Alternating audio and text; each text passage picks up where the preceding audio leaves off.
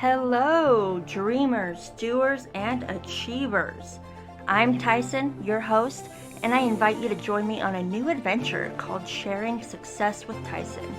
Each week, we dive into the most inspiring stories of individuals who have transformed their dreams into reality.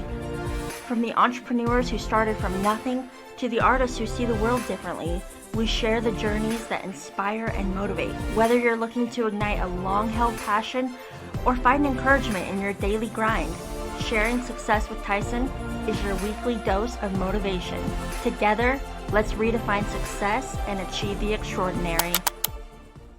Hello, guys, and welcome to episode 7 of Sharing Success. I am so excited that we are already at episode 7. I have had a great time doing this podcast so far. So I hope you guys are really going to love this episode. Today I am talking to Wayne Ogden.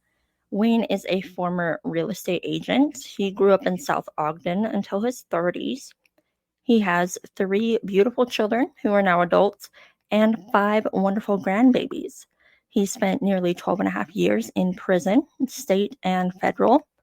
And although most of that time has been broken into periods, his federal prison time was a total of 7.5 years.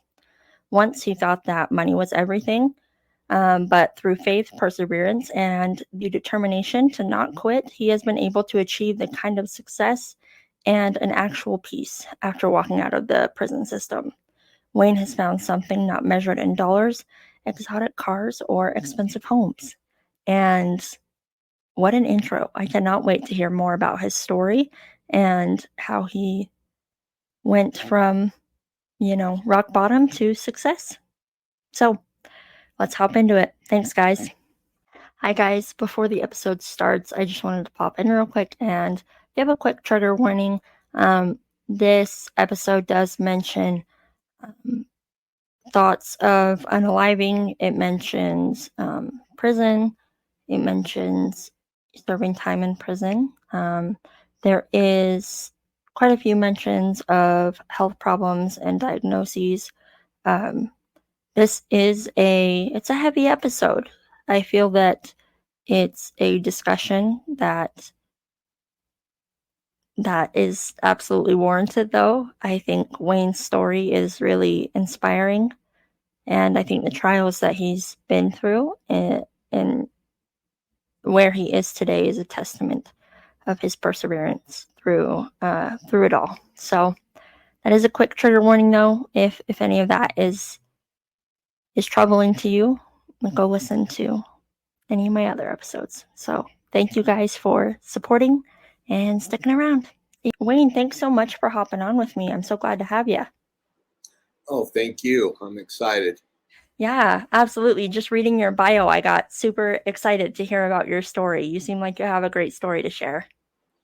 Well, it's definitely not a lot like most people, so that makes it unique, right? Yeah, I think it's good for people to hear just other people's life experiences and see how people have come out of really hard points in life, because you never know. So many other people can relate to your stories and your hardships. So I'm glad that you came on to share yours. No, well, thank you for having me. Yeah. So I kind of start with a general question for everybody, and you can go into as much or as little detail as you want here, but I wanted to see if you could tell me about your background and just kind of the journey that has led you to where you're at today. So I think background as far as that goes, I grew up, pretty, I don't know, middle class, normal. I guess I would say I felt like it was a normal childhood. Same stuff as, a lot of people. And, but ultimately I ended up managing and working in a publishing company for quite a while. And in the course of that, I did a lot of work, a lot of marketing materials and work for real estate professionals and some big home builders back, in the mid 80s, early 80s, and just kind of got a real taste of what I thought I wanted to be, and that was a real estate agent. So So that gives a little bit of background, I guess. I was a real estate agent for nearly a little over, well, I started in 88, and pretty much 10 years before I ended up kind of ruining my real estate career through some different things. But during the course of being a realtor, I kind of went up the ladder real fast, had some real good success. I worked with, I started off working with a broker, Johnny Hanson, up in the Weaver County, Davis County area, and then went to more of a national brokerage, which was the Coldwell Banker. And yeah, I had a really successful career. I became number 8 in the nation for Coldwell Banker, and Wow. just had a lot of fun. I loved it and really enjoyed it. But I also got really stupid Hmm. during the course of it. So Okay. All right. So that's kind of led you.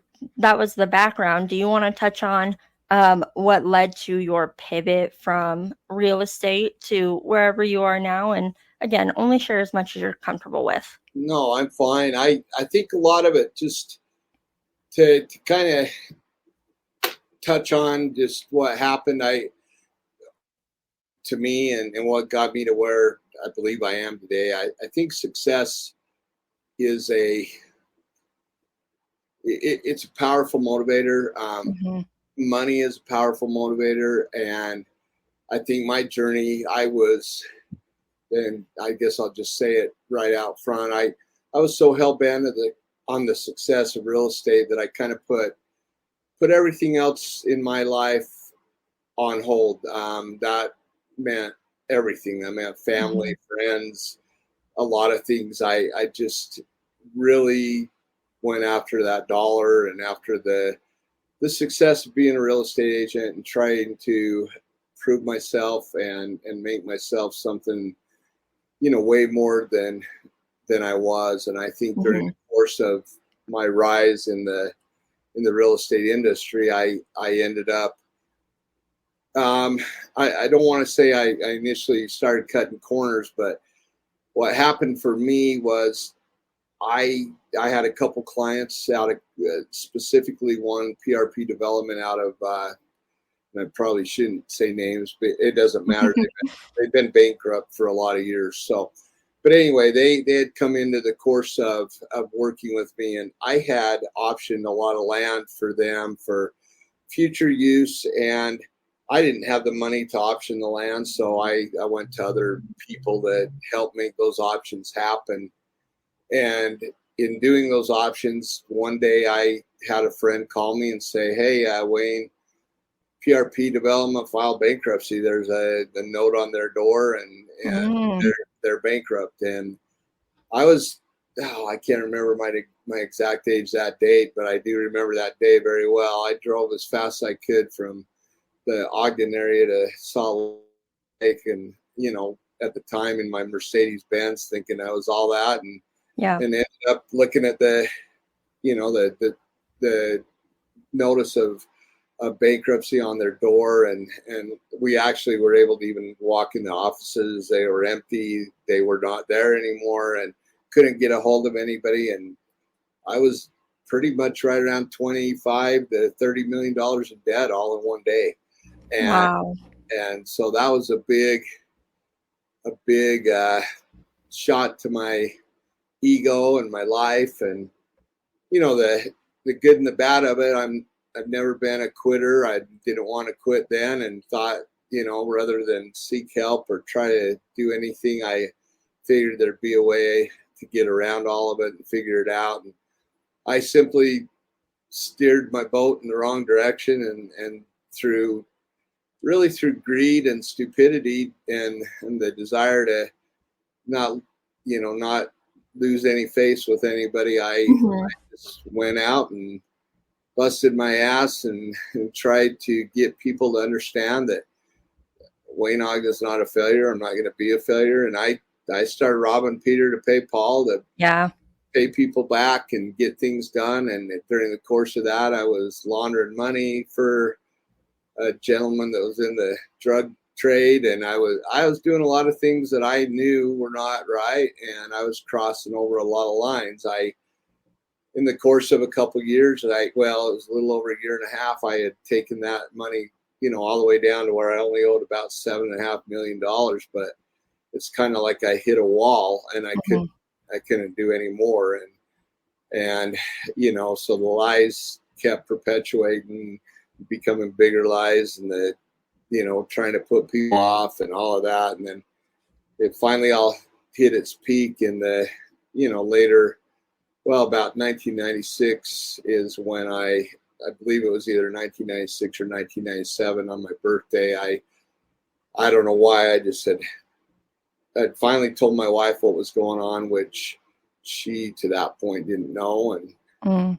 And anyway, long story short, I kind of decided to drive up and live in the mountains. And then during the course of that day of thinking how stupid of an idea that was, I then thought about ending my life for a good part of the day, and decided not to do that either without talking to my wife, ex-wife now, but talking to her and my father at the time. And that's what led ultimately to a lot of things that have gone on in my life. It led to a spiral into the prison system, led Mhm. to working undercover with the DEA. It led to just a lot of things that I guess there's no other way to say it, but it just into a very corrupt system that, again, I'm not blaming the justice system. I'm not blaming the people that are high up in the justice system, but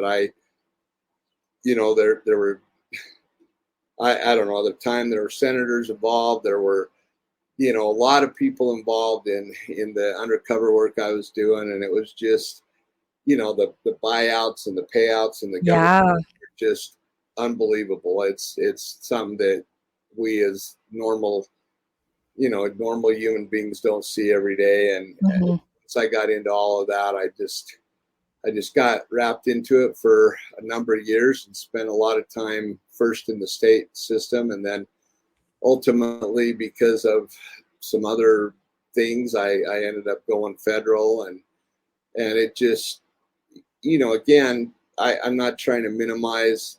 I'm the one that got myself in trouble. I'm the one that broke the law. I'm the one that did a lot wrong. But I had a lot of hate over that. Yeah. My hatred for the government, not the government as a whole, but some of the people in the government, the FBI, the DEA, the Mhm. prosecution, you name it. There was just a lot of hate, and a lot of things I was really pissed about and felt like I had done what I was asked to do. So, even though I just minimized my involvement in the wrong side of this, and just felt like, hey, I've done some time in the state prison. I don't need to go any further. And you guys, so I just wanted to fight. My trial federally, my trial was almost a month long. So it was a really long trial. Wow. And I ended up going to federal prison for 7.5 years. I was supposed to do, closer to 10, but because of COVID, got out fairly early. And, Mhm. so the, I don't know. I don't know if you want me to keep going here a little bit, but I can tell you, you know, Well, go ahead.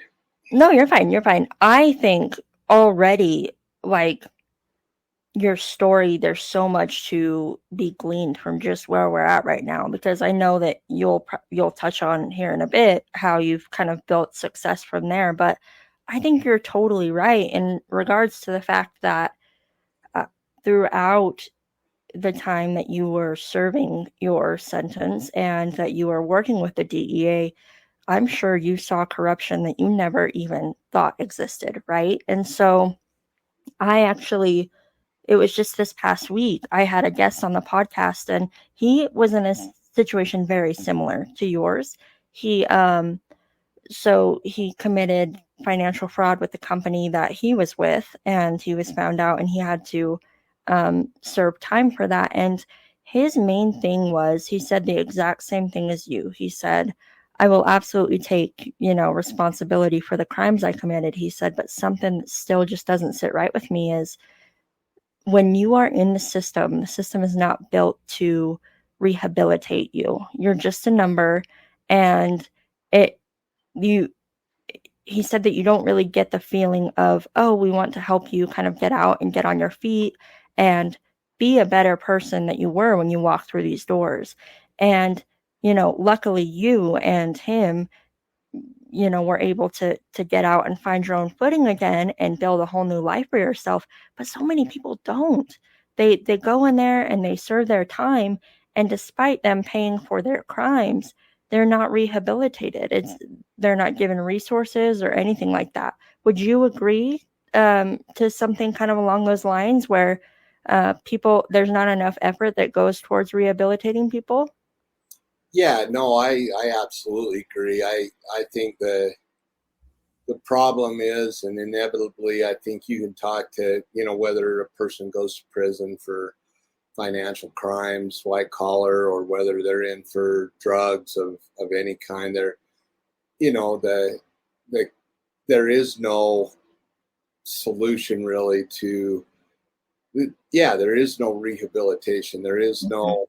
I mean, there's some programs and there's some things that they try to do here and there, but the the system is made to quote unquote keep you in. It's Yeah. made to, to be a hamster wheel, if you will, and just once you're in it, you're going and running and going and running, and it's the same thing because the reality of it is, and I'm sure the guy you spoke with is, they set some form of restitution upon you, and granted Hmm.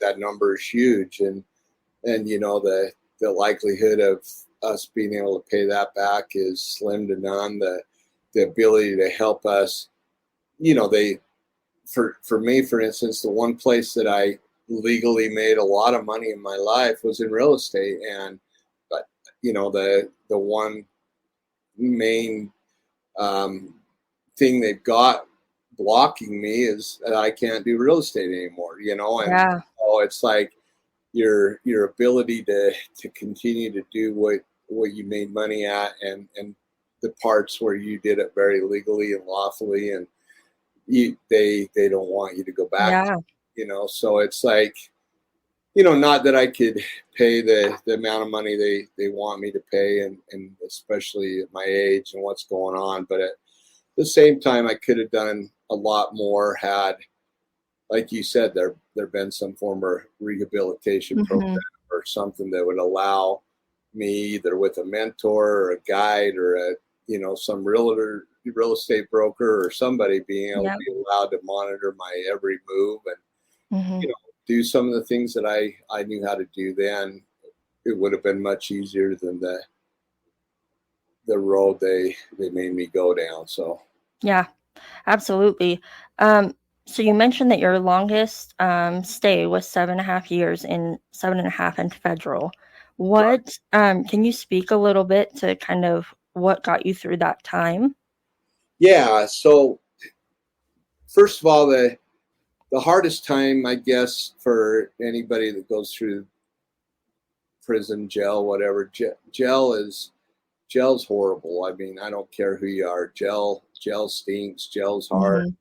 But the prison system itself's not as bad. Whether you're, the state prison system definitely isn't roses by any means. There's a lot goes on, and you're in with murderers. You're in with people that, you know, not Hmm.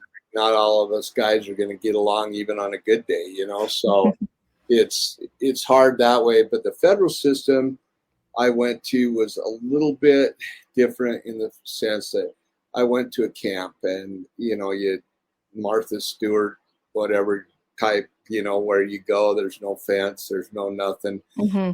We didn't have the luxury camps like they had years before when the swimming pools and tennis courts. But we did actually have tennis courts, but we didn't have all the luxuries of some of the camps in the past. But we were in a I was in Florence, Colorado. And I guess that's where my story kind of takes a little different twist is, so the first 2 years I was in federal prison, I was still hell bent on appealing my sentence and going back to trial again and trying to beat what I felt was wrong and Mm-hmm. fight a fight against what I thought was corruption. I mean, honestly, but the reality became when our federal program opened up a dog program. We ended up being coordinated with a group out of Concordia, Kansas that trained service dogs. And so the ability finally became for me, and I was one of the first 5 selected from, I believe 150 people applied for the program. So I felt pretty blessed Wow. Yeah. to be able to get in that. And from that point forward, I lived with a dog 24/7 for the next basically 5.5 years of my sentence. So it was awesome. I mean, I trained 14 different dogs, Wow. but the biggest part of that for me became, and again, try not to get a little emotional here, but success, I guess, success depends on what you're looking for in life. Mm-hmm. Whether it was, and I'm going to say it the way I felt at the time and probably still feel, whether it was being able to look in the eyes of a stupid damn dog. And again, they're not stupid, but it felt that way at the time. Mm-hmm. And, to train them and be with a little puppy and, fill of their, I guess, spirit, soul, whatever you want, Yeah. and and be doing something that was outside of me. I mean, Mm-hmm. I was training a dog to help save somebody's life. I was training a dog. One of the dogs we trained, this one wasn't particularly the one I trained, but we trained a diabetic dog. I was, again, one of the first few selected in our program, and therefore I was kind of ahead in the program. And anyway, one of the dogs we trained was for a juvenile that was trying to go to the Olympics as a swimmer, and very good swimmer. And he was type 1 diabetic. So the Mm-hmm. chances of him being able to do that were really hard anyway. But the programs that he was in and the swim meets that he would go to were all over the country. And ultimately, this dog that went to him, you think that me as an inmate, we as inmates helped train a dog to be able to scent, when it's humans, sugars were going to drop or go Mm-hmm. high. And that dog could smell those sugars 4 or 5 lanes over in a pool full of chlorine with smells all over the place and hundreds of Wow. chemicals in there. And, and that's what became amazing to me, is Mm-hmm. to feel like, hey, I'm doing something that is so important. I have a letter. I speak up at Utah State University a couple times a year at their disability center on service dogs, and I have a letter I read when I'm out there. I don't have it right in front of me, but essentially it's from a paramedic that I trained her dog. She had PTSD from all of her years as a paramedic, and she was in Canada actually. So she wrote me a letter, or basically wrote a letter to me from, quote, my dog that I had trained. His name was Locke. Oh, And it's one of the most touching, heartfelt letters you will ever read. And wow. it just, that's when, somewhere in the course of getting into the dog program, being with the dogs, watching the dogs, all the hate and everything just kind of left. Yep. I realized I don't give a shit who was bad, who was good, Mm-hmm. who did right, who did wrong. I did wrong. I'm paying a price, and my price has been pretty damn high, but I got to pay that price. Yeah. And I've got to do my time and do what I was brought here for. And from that point forward in that program, I knew I wanted to get out and and train dogs. And in the world's eyes, as far as what is success, well, I'm not making hundreds of thousands of dollars. I'm not making the millions of dollars that I once did. I'm not making the money that a lot of people make, but I have unlimited success. I'm in a community of a very small community, 150 people. I take my own dogs out for runs. I look at nature and wildlife, and I live in a very peaceful, wonderful, beautiful area. And the peace I now feel is beyond any success financially or monetarily I could ever dream of. Yes, life's a struggle sometimes. Some days there's plenty of enough money to at least get the bills paid and do what I need. There are other days where between, what I owe and I actually got diagnosed with leukemia. So that's Mm. not a good thing. But the costs for all that stuff just keep piling up. And I think, oh man, but the success I feel to be able to finally see my grandkids for the first time in their lives, that's been several years now that I've been able to be around them, be part of their lives, see them live, see them, grow, run up, north and spend a little time with them here and there. But the beauty to it all is, again, the success of, it'll become 8 o'clock tonight. I'll go out and sit on the front porch. We're 72 degrees up here or Yeah. whatever. And so it's, we're not going through the heat wave everybody else is, but it's just a peace, the tranquility, being with dogs that want to learn from me and want to be, Mhm. they want me to teach them to be better, and being able to share that and be around that is just, again, it's, to me, that's success. Yep. Success is being able to go to sleep at night and know that you've done all you can and you feel very, very satisfied in what you're doing, so. Yeah. I love that. And I think what I'm hearing you say, a lot of what I'm hearing you say is that you feel really fulfilled in a way that you might not have, where, years ago you had all the money and all of the things like that. I'm sure, at the end of the day, you weren't able to say what you are now. It's, hey, I helped, train service dogs, and your actions are really making an impact on people's lives.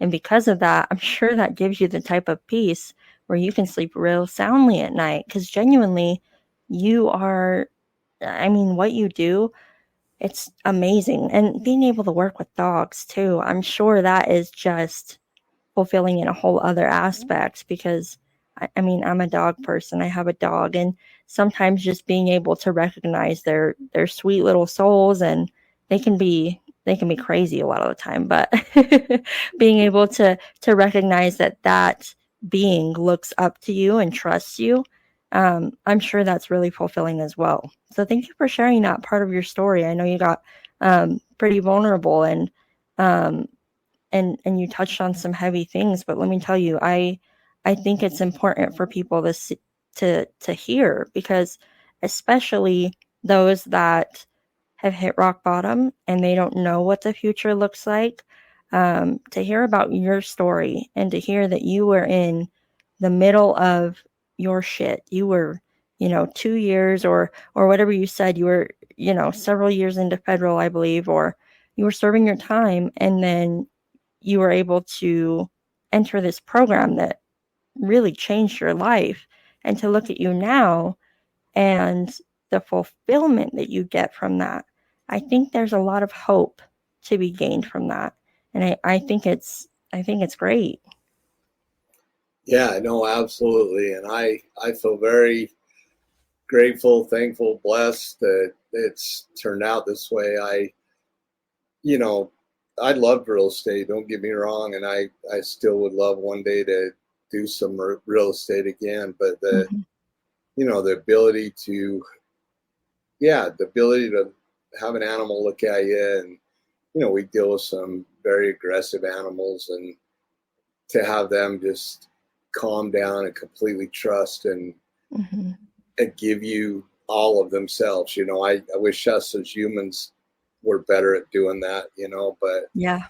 that's been an amazing part of, not every dog's the same. And that's one of the things as a trainer, I've been really, it's been fun to be able to have a dog that's got severe anxiety and stress and can't even function, as a dog, being able to give that dog back, its life and its ability to function, and or Hmm. a very aggressive dog that just doesn't want to stop hating and going after everybody, and finally get them to the point where they're really pretty calm and good with anybody. And those kinds of things are, I don't know, they're big victories. Yeah. They're like youth sports trophies all over my bedroom again. Just they're, Hmm. and it's nice. It's really been a fun career and something that I really enjoy, which again has given me peace. I mean, like you said, dogs can be crazy sometimes, and so it's not always that peaceful when you're trying to train them, but it ultimately becomes such, and that's Yeah. the fun part of it. Yeah. That's so awesome. So you were released because of COVID, Right. and you're at the point now where you own your own training business. Is that correct? Or are you working for a training company? So what happened was I got out of federal prison basically 4.5 years ago, and well, yeah, just over 4.5 years ago. And in the course of that, I came home with a certification from the United States Department of not Department of Corrections, sorry, the United States Department of Labor. I came home with a full apprenticeship, and basically that was, and I did the program twice because I was in the program that long, but Hmm. it was essentially 2,000-hour certification. Again, that was based on 40-hour work weeks. So Hmm. it ended up being really, 4 years, 2 years each time of doing it. But I came home with a certification. My friend that lived here in Kusherm, this is kind of where I used to hunt and fish all the time when I was younger. And a friend of mine that owns the only store here in town, he said, "Hey, why don't you use that certification?" I said, I don't, I'm on probation. I can't open the business. So he opened it for me. As of December of last year, we moved over to become Barty Kennels. They bought out Taryn, who owned it. So I Okay. don't own the business, but I am very much the face of it. I've ran it since the inception. It was Yeah. kind of my baby, and it's very much what I have loved doing. There will be a time when I'm finally off probation here at some point, and then I can move on to either own it or do whatever else I want. So Yeah. That's really cool. I think it's great that you were able to, I think at the very least, come out of serving your time with so much experience under your belt.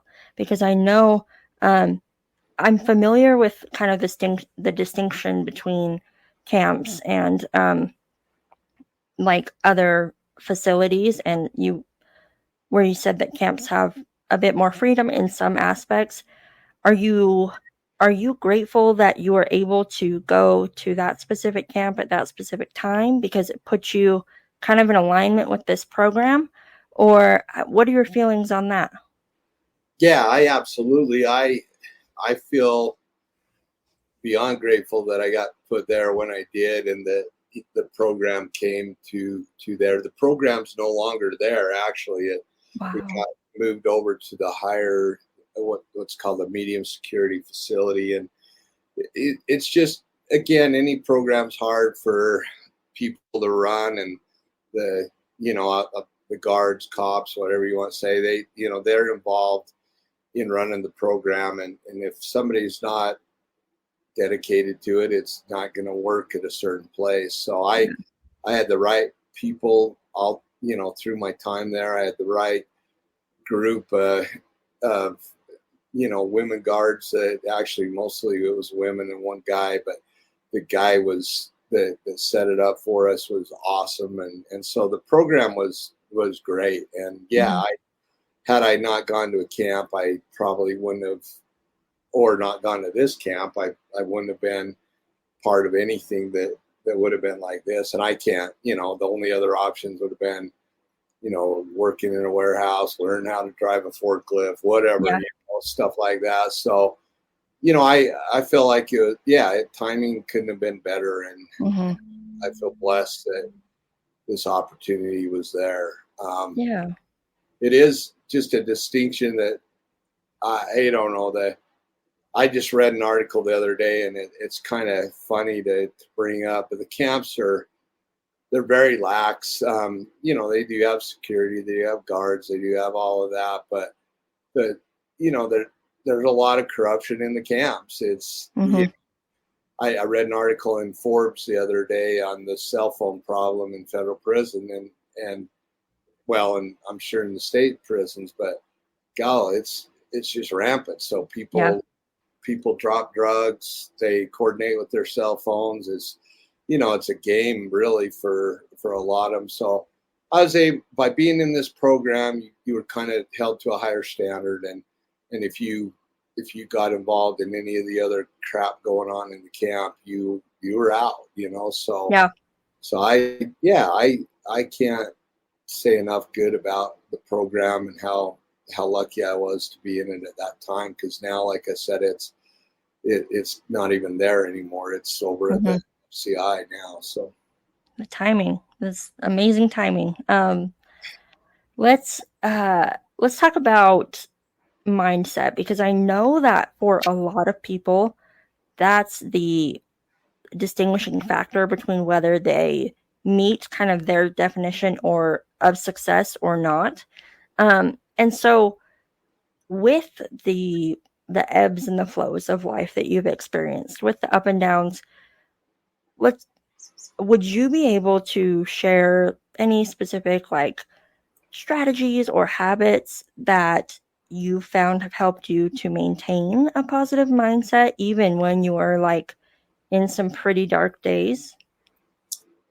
yeah, I think again, and not to bring a lot of it into this podcast, but you know, spirituality, whatever you deem that as, whether Mhm. it's a higher power or whatever. I like I said, knowing that I was training dogs for somebody else, being outside of yourself, or being able to believe in something stronger and more powerful than you, I think is a key in anything you do to because there are dark days. There's days where you're alone, and being Mhm. able to reach to whoever or whatever, whether it be God or the universe or whatever you believe, is an an absolutely huge thing to be able to ask someone or something Yeah. for to borrow their power or borrow their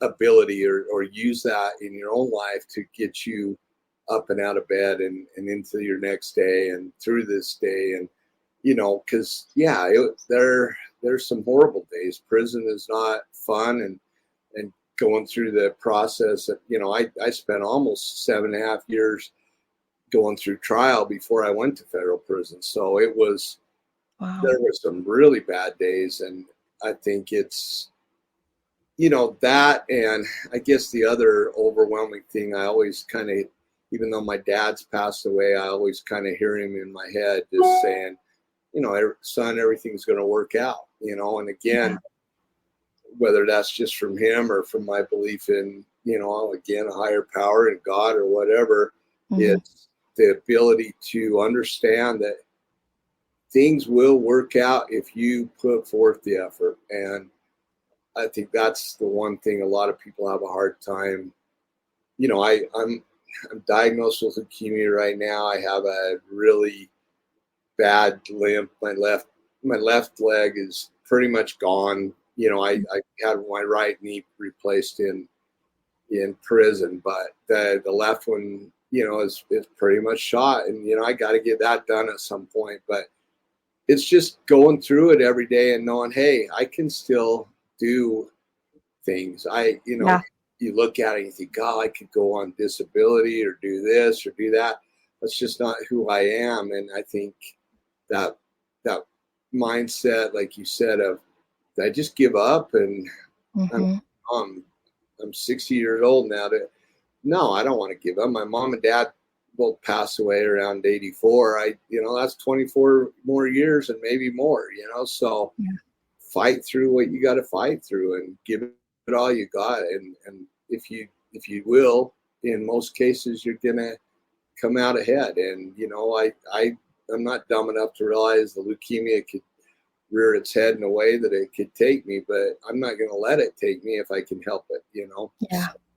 Yeah. And I think your just your attitude of perseverance, I think that speaks so much to your character and the fact that you've been able to get where you have today, where you're in a place that you feel fulfilled, and where you're in a place that you know you have established a new name for yourself and you're genuinely doing amazing things in your community. The fact that you kept pushing when stuff got hard, and like you said, like it's not all roses. I'm sure you had like days where you're just like, I don't want to do this anymore. And I think it's important that people realize that because you made the conscious decision to wake up the next day, no matter what it held, um, you know, that that was what helped you to get to where you are. And sometimes you just need to take things, one day at a time. Like you said, I feel like when you look at things on a big scale, so if you were to look at a leukemia diagnosis or any health problem in general, like so many people are um, unfortunately experiencing, it just seems so daunting. But at the end of the day, something that's really pivotal is, and I promise you found this out throughout your journey, is just take it day by day. Of course, when you look at things from like a grand scale, when you look at all this stuff that's piled up on your plate, you're like, man, how am I going to get through it? But if you look at it like, if I can just get through the day with a positive mindset, and I love how you reference like a higher power and believing in something bigger than yourself, which, side note, you can absolutely speak candidly about whatever you want on this podcast because I love to I love to get to know people's character and what they believe in. And I'm kind of right there with you where sometimes just believing in a higher power and believing in something bigger than ourselves and having faith that, hey, I'm here for a reason and I may not be sure what that is yet, but I know I'm here and I know I'm meant to do great things. Sometimes that's all you need to get you through to the next day or wherever you're going next.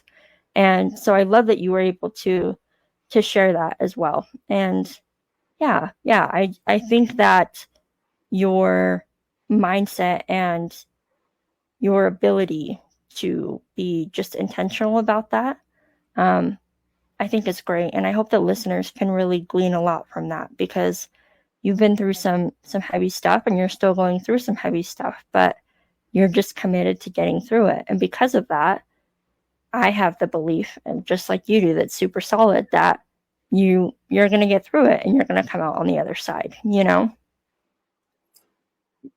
Yeah, no, I definitely do. I feel like no matter what, I I believe that things will, like I said, I hear my dad saying this all my life. Things will work out. Things will be okay. And, Yeah. it's one of those things. Whether that voice is from my earthly father sitting in heaven or from God Himself, it doesn't matter. It's just I believe that it will. I believe that it will be okay, and Yeah. whatever it is, it's going to be okay. But I definitely know that, like you said, I believe we're here for a reason, and whatever that reason is, we need to look at and try to achieve, and that Mhm. becomes our success. So I love that. I love that, Wayne. Let's talk about the future. So we've got to where you are now, all that you've succeeded through. Let's talk about what's next for you. So what are some of your future goals and aspirations? Because, like you said, you got some time ahead of you, and so what are you planning on doing next? What does the next few years look like for you? Well, again, I think one of my biggest goals is obviously to get off federal probation, and when that will happen could be as short as in a couple months. One of the advantages and disadvantages, and again, people don't understand this that don't know, but my probation time was a 5-year probation is what I was given in my sentence. So once I left federal prison, because we got out early for COVID, it didn't count as the start of our probation because we were on Oh, quote unquote home a home confinement situation, which even though I wasn't confined at home, even though I could go work, even though whatever, they don't count it towards your time. mm, So the good and the bad of getting out early is you got out early. The bad is your probation didn't start ticking until the end of your sentence. So the day my sentence actually ended, which was actually almost a year and a half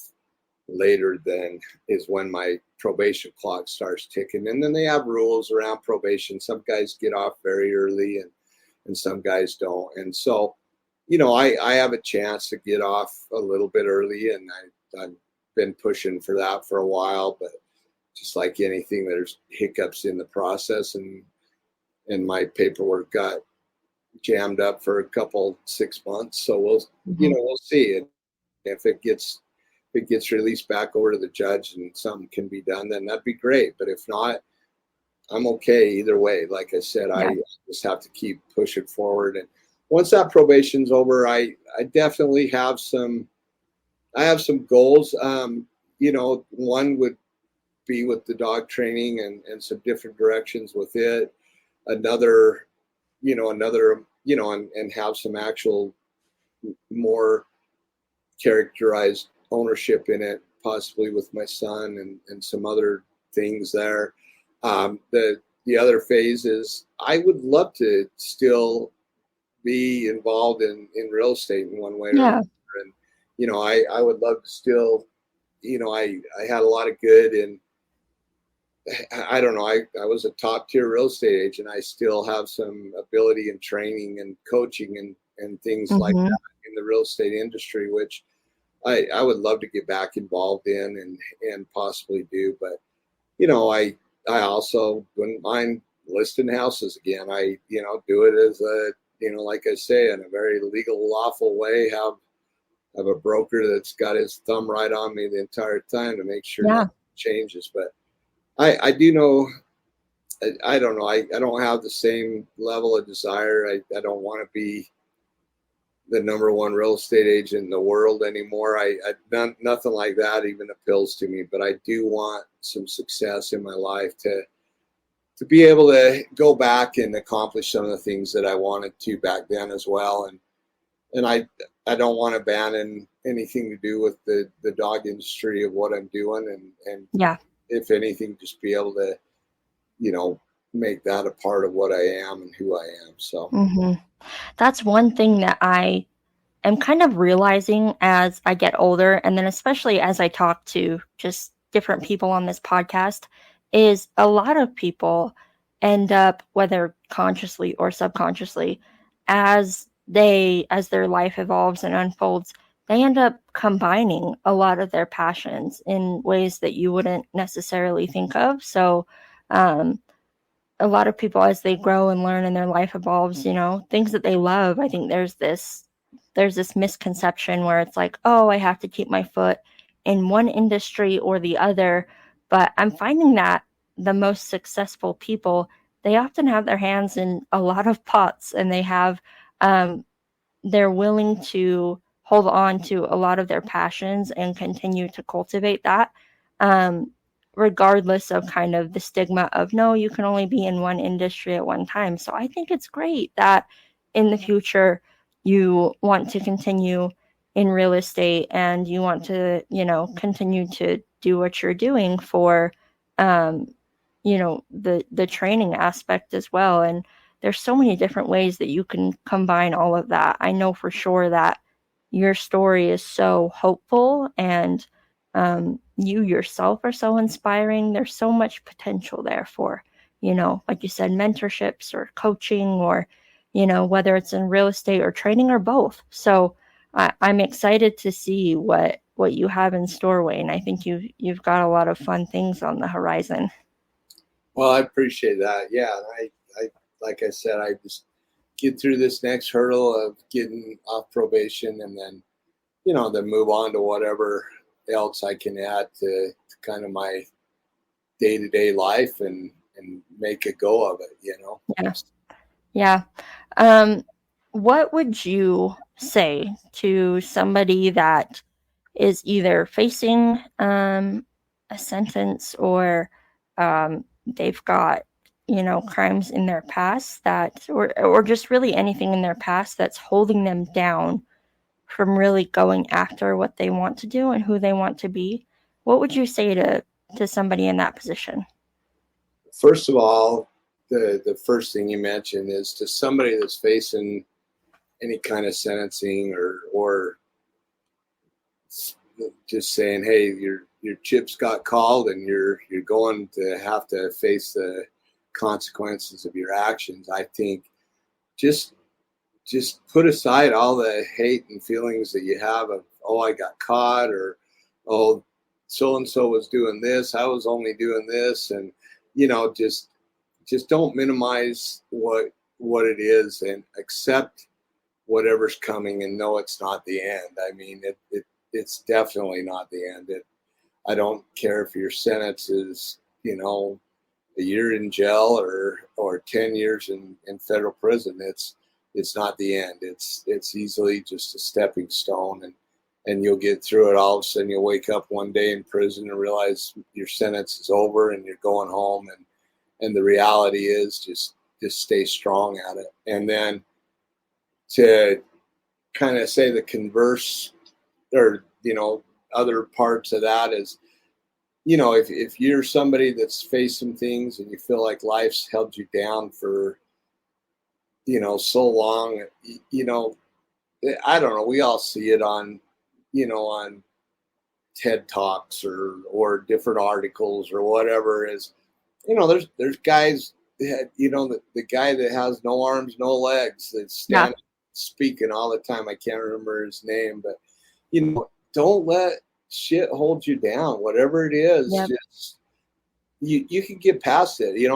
I used to joke with my ex-wife, and when I was in real estate, and I said, I don't care if I'm 80 years old and having to bite on a stick to make my wheelchair go. I'm gonna be something and do something, and I'm gonna Yeah. work hard to make my life better and make other people around me better. And I think it's come to that point in my life where making other people better or helping others become better, whether it's through service dogs or dog training or real estate or whatever.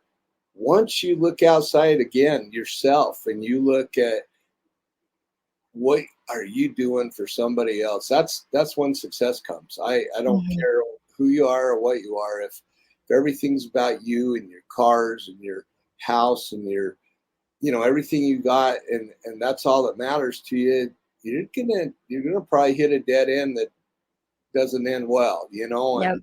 And the reality is, if everything you do becomes more about putting yourself forward for others, then all that other will come in whatever form you want it, whether it's like for me, the peace I feel and tranquility of where I live, and being here and being blessed to have the life I have. Or if it's something different, I think that all just it depends on what you're looking for, but you can do it. It doesn't matter what's trying to hold you back. Don't let it hold you back. Yeah. Just find a way around it and make it work. I love that. I think that's such a perfect note to wrap up our conversation with, and just to um, your story is amazing. Just to listen to it and just to hear the passion that you have for what you do now, and really the passion that you carried with you throughout your whole life. It's really inspiring. I will put all of your links and stuff in the description of the episode so people can get a hold of you if they would like. Um, and I'm super grateful that you came on the podcast today. So before we head on out, is there anything else you want to say, or anything else you want to leave us with, or do you think you've said your piece? I probably said my piece and then some, but I just want to say thank you to you and having me and let me share kind of how I feel and who I believe I am. And I thank you for letting me be on here. Yeah, absolutely. Thank you so much, Wayne. Like I said, I'll put all your stuff in the description. I'm really grateful that you shared your story of hope and resilience. And I know that despite the trials you're facing, I know that the future is going to be, it's going to be remarkable for you. So thank you so much for coming on. And I hope you have a good rest of your day. Thank you. Have a good day too. Okay. See All ya. right. Bye bye. Thank you guys so much for tuning in to this episode of Sharing Success. I hope you loved it as much as I did. I'm really grateful that I was able to have Wayne on today. I want to remind everybody to subscribe to the podcast just to get more inspiring content. Subscribers get early release to episodes, or excuse me, early access to episodes. Subscribers also get special episodes, and they get fun little success resources like workshops or different coaching and stuff like that. So go ahead and subscribe. I'll have the link down below. I will also include all of Wayne's links and how you can get a hold of him below as well. I want to remind and lovingly encourage you all to leave a review for the podcast on whatever platform you're listening to it. If you're watching on YouTube, give it a thumbs up. Please like it and subscribe to the channel. If you're listening on any other streaming service, please leave a review. That means a lot. And please share this podcast with friends and family, whoever would love it or glean some insight from it. That would mean the world to me. Let's see. Yeah, I'll include all my relevant links below as well as Wayne's. And I am so grateful that you guys tuned in. Thank you so much. As always, keep striving, keep sharing, and keep succeeding. Bye, guys.